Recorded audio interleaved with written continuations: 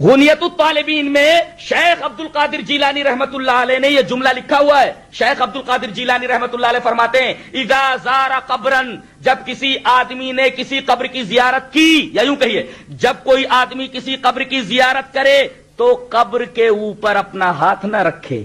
فلا یضع یدہ علیہ، ہاتھ رکھنے کی اجازت نہیں ہے. اور آگے فرمایا ولا یقبلہ، قبر کو بوسہ نہ دے، اس لیے کہ قبروں کے پاس پہنچ کر قبر پر ہاتھ لگانا اور اسی طرح قبروں کے پاس پہنچ کر قبروں کا بوسہ دینا فإنہ من عادت الیہود، یہ یہودیوں کا طریقہ ہے. اللہ اکبر. گویا کہ قبروں کو بوسہ دینا، قبروں کو پکی کرنا اور قبروں کے اوپر ہاتھ رکھنا، وہاں سجدے کرنا، وہاں قیام کرنا، وہاں رکوع کرنا، وہاں شرکی افعال و اعمال کرنا فإنہ من عادت الیہود، یہ یہودیوں کی عادت ہے، یہودیوں کا طریقہ ہے.